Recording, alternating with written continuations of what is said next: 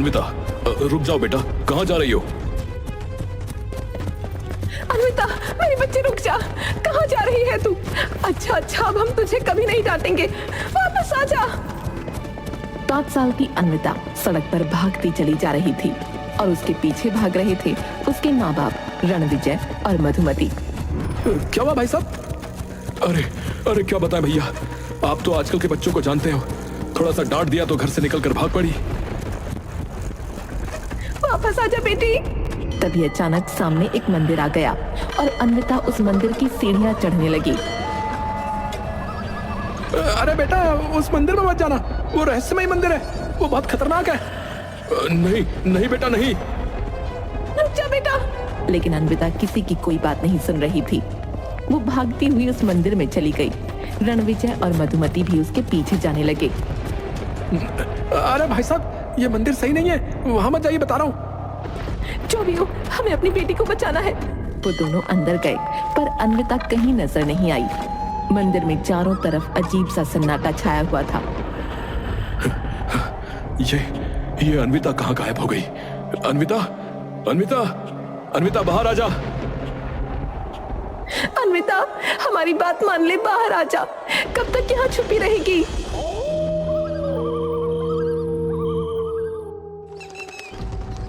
पूरी रात निकल गई और सुबह हो गई पर अन्विता का कोई अता पता नहीं चला। सबने कहा कि ये रहस्यमय मंदिर अन्विता को निगल गया है क्योंकि इसका कोई और एंट्री या एग्जिट गेट नहीं है। शायद ये लोग सही कह रहे हैं। मैंने भी इस मंदिर के बारे में बहुत सुना है। ये मंदिर सचमुच रहस्यमय है। हमारी अन्विता अब नहीं रही। चलिए। अन्विता को छोड़कर कैसे? मैं आपकी बात समझ रही हूँ पर अब कोई फायदा नहीं है। रणविजय हार मानकर लौट गया।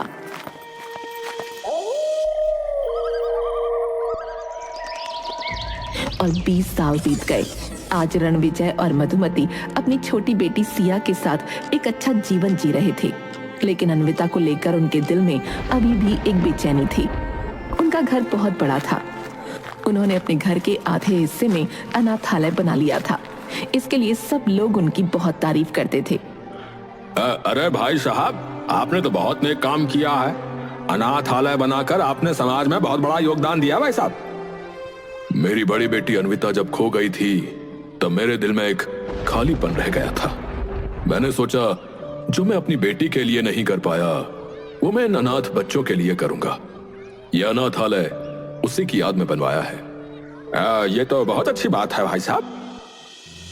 एक दिन रणविजय और मधुमती अपनी कार में कहीं जा रहे थे। मधुमती कुछ बोल रही थी लेकिन रणविजय का ध्यान कहीं और ही था। रास्ते में अचानक रणविजय ने कार रोक दी। मधुमती चौंक गई और इधर उधर देखने लगी कि रणविजय ने कार क्यों रोकी है। क्या हुआ, तुमने कार क्यों रोकी? देखो, ये वही मंदिर है जहां अन्विता खो गई थी। हाँ, लेकिन तुम इसे भूल क्यों नहीं जाते? 20 साल गुजर चुके हैं, हमें आगे बढ़ना चाहिए। मैं जानता हूं मधुमती, पर न जाने क्यों मुझे ऐसा लगता है कि इस मंदिर के अंदर अभी भी कुछ रहस्य छिपा है। चलो एक बार फिर से अंदर चलते हैं, शायद इस बार हमें कुछ मिले, कोई जवाब। रणविजय, तुम इस बारे में बहुत ज्यादा सोचते हो। हमें इस बात को पीछे छोड़ देना चाहिए। अन्विता को खोए हुए 20 साल हो गए हैं। क्या तुम्हें नहीं लगता कि अब आगे बढ़ने का समय आ गया है? तुम ठीक कहती हो, लेकिन क्या पता हमें उस दिन कुछ नजर ना आया हो जो आज दिखाई दे जाए। क्या तुम मेरे साथ चलोगी? ये सरासर जुनून है। प्लीज मेरी बात मानो, चलो यहाँ से। अब बस एक बार मधुमती। नहीं, अब नहीं, बहुत हो चुका। चलो यहाँ से, वरना मैं अकेले चली जाऊंगी। मजबूरन रणविजय को वापस जाना ही पड़ा। फिर एक दिन सिया की दोस्त रवीना उसके घर आई हुई थी। दोनों बैठकर हंसते मुस्कुराते हुए बातें कर रही थीं। घर का माहौल खुशनुमा था और उनकी मस्ती मजाक से घर गूंज रहा था। सिया, तुम्हारा घर तो बहुत बड़ा है और ये अनाथालय, कितना अच्छा काम किया है तुम्हारे पापा ने। हाँ, पापा हमेशा से ही बड़े दिल के रहे हैं। ओहो, अच्छी बात है। दोनों हंसते हुए अपने बचपन के किस्से याद कर रही थीं। तभी रणविजय और मधुमती कमरे में आ गए। सिया एक्साइटेड होकर रवीना को अपने माता पिता से मिलाने के लिए खड़ी हुई। मम्मी पापा, ये रवीना है, मेरी बेस्ट फ्रेंड। नमस्ते आंटी, नमस्ते अंकल। अरे नमस्ते बेटा, सिया से बहुत सुना है तुम्हारे बारे में। तो तुम ही हो जिसकी बातें घर में रोज होती हैं। लेकिन जैसे ही रवीना ने रणविजय और मधुमती को गौर से देखा, उसके चेहरे का रंग अचानक बदल गया। उसकी हंसी गायब हो गई और एक घबराहट ने उसकी जगह ले ली। उसने बिना कुछ कहे दरवाजे की तरफ देखा और फिर अचानक बाहर की ओर भाग गई। अरे रवीना, कहाँ जा रही हो?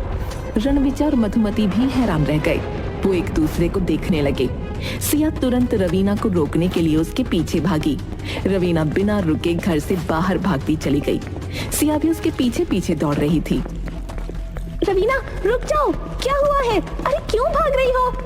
कई गली मोहल्लों को पार करते हुए वो घर से काफी दूर निकल आए। सिया ने आखिरकार रवीना को एक सुनसान जगह पर रोक लिया। रवीना, क्या हुआ है? तुम अचानक क्यों भाग गई? रवीना के चेहरे पर डर और घबराहट साफ झलक रही थी। वो कुछ देर तक चुप रही और फिर बोली, सिया, जो मैं कहने वाली हूँ वो तुम किसी से नहीं कहोगी, वादा करो। क्या बात है रवीना, मैं वादा करती हूँ, तुम बताओ तो सही। सिया, मैं रवीना नहीं हूँ, मेरा असली नाम अन्विता है। वही अन्विता जो बचपन में उस रहस्यमय मंदिर में खो गई थी। सिया ये सुनकर चौंक गई। उसकी आंखों में हैरानी और खुशी के आंसू एक साथ झलक आए। क्या तुम अन्विता हो? लेकिन तुम बच्ची कैसे और तुम घर से क्यों भाग रही हो? मैं इस घर को भूल गई थी, इसलिए यहाँ चली आई, मुझसे गलती हो गई। ये कहकर वो वहाँ से भाग गई और सिया उसकी ओर देखती रह गई। उसकी आंखों में सवाल और उलझन थे, लेकिन वो उसे रोक न पाई। सिया जब घर वापस आई तो रणविजय और मधुमती बेसब्री से उसका इंतजार कर रहे थे। जैसे ही सिया घर में दाखिल हुई, दोनों ने उसे घेर लिया। सिया, रवीना अचानक भाग क्यों गई? क्या हुआ था? बेटा, हमें बताओ क्या बात है। सिया ने एक पल के लिए सोचा, लेकिन फिर उसने चुप रहने का फैसला किया। वो अपने वादे को निभाना चाहती थी। मम्मी पापा, मुझे कुछ नहीं पता, रवीना बस यूं ही भाग गई थी। सिया, झूठ मत बोलो, हम तुम्हारे माता पिता हैं, हमें सच बताओ। बेटा, हम तुम्हें कुछ नहीं कहेंगे, बस हमें बता दो कि क्या हुआ था। लेकिन सिया ने सिर झुका लिया और चुप रही। रणविजय ने उसके कंधे पर हाथ रखा और गुस्से में उसे हिलाया। सिया, अगर तुम हमें सच नहीं बताओगी तो ये तुम्हारे लिए अच्छा नहीं होगा। बताओ क्या हुआ था? पापा, मैंने रवीना से वादा किया था कि मैं किसी को कुछ नहीं बताऊंगी। रणविजय का गुस्सा बढ़ता जा रहा था। उसने सिया को जोर से पकड़ा और उसे झकझोरते हुए डांटने लगा। सिया, अब और नहीं, हमें सब कुछ बताओ, वरना। पापा, रवीना, असल में वो रवीना नहीं है, वो अन्विता है। वही अन्विता जो बचपन में उस रहस्यमयी मंदिर में खो गई थी। सिया के मुंह से ये सुनते ही रणविजय और मधुमती के होश उड़ गए। उन्हें अपने कानों पर यकीन ही नहीं हुआ। दोनों के चेहरे लाल पड़ गए। क्या अन्विता, हमारी अन्विता जिंदा है? सिया, हमें उसका पता दो, हमें उसे ढूंढना होगा। सिया ने अन्विता के घर का पता दे दिया। रणविजय और मधुमती तुरंत उसे ढूंढने के लिए निकल पड़े और सिया भी उनके पीछे पीछे गई।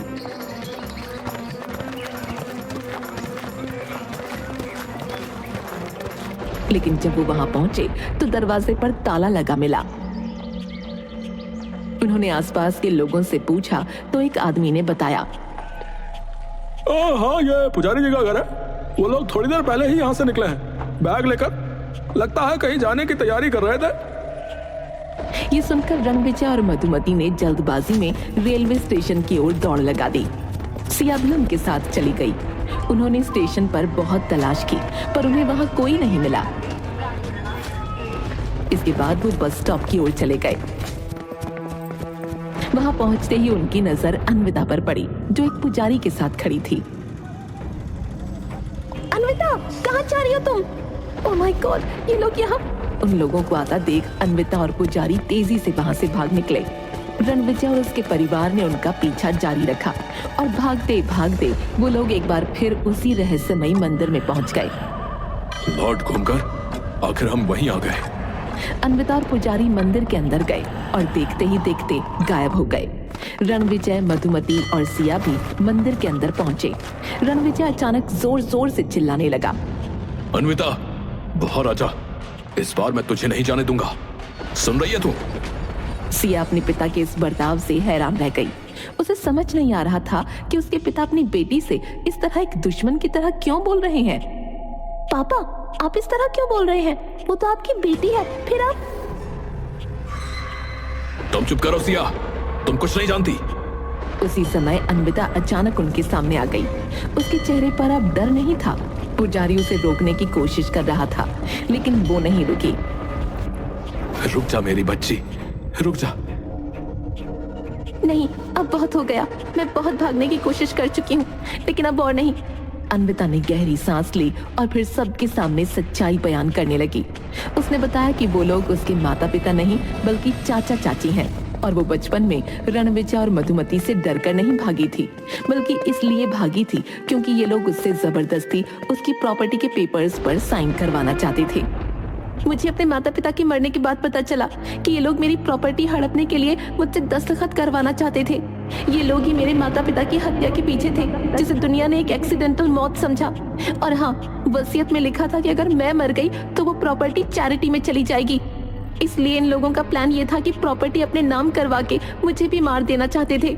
जब मैं गायब हो गई तो इन्होंने मेरी प्रॉपर्टी पर अनाथालय बना दिया, जिसे दुनिया इनकी चैरिटी समझती है। वो असल में इनकी मजबूरी है। ये सुनते ही रणविजय और मधुमती के चेहरे का रंग उड़ गया।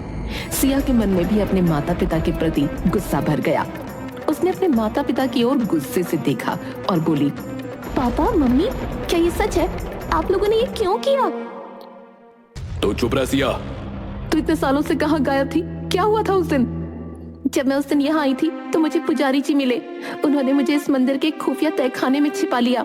ये मंदिर अपनी रहस्यमयी कहानियों के लिए मशहूर था, इसलिए लोगों ने मान लिया कि मंदिर मुझे निगल चुका है, लेकिन असल में इस मंदिर में ऐसा कुछ भी नहीं है। भगवान की कृपा थी कि उस दौरान मैं यहाँ पूजा करने आता था। इतना सुनते ही रणविजय का चेहरा तमतमा गया। उसने अपनी बंदूक निकालकर सबको पीछे हटने को कहा।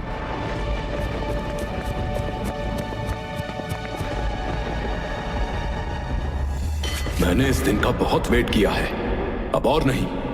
पुजारी, पीछे हट जा वरना जान से जाएगा। अब मेरी बेटी को छोड़ दो, मेरी बच्ची को छोड़ दो।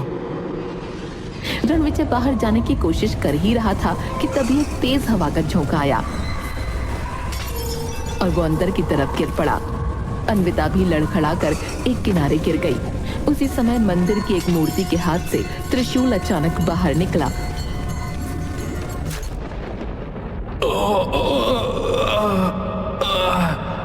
रणविजय! तू ठीक तो है अन्विता? हाँ, मैं ठीक हूँ। जल्दी चलो यहाँ से। अब डरने की और भागने की जरूरत नहीं है। मैंने पुलिस को फोन कर दिया है। पुलिस मौके पर पहुंची और रणविजय और मधुमती को गिरफ्तार कर लिया। मैंने गलत कहा था कि ये मंदिर रहस्यमय नहीं है। ये मंदिर बिल्कुल रहस्यमय है। इसने पिछली बार भी मुझे बचाया था और इस बार भी बचाया। बिल्कुल सही कहा तूने। इसके बाद अन्विता पुजारी के साथ अपने असली घर की ओर लौट गई, जहां उसका बचपन खो गया था।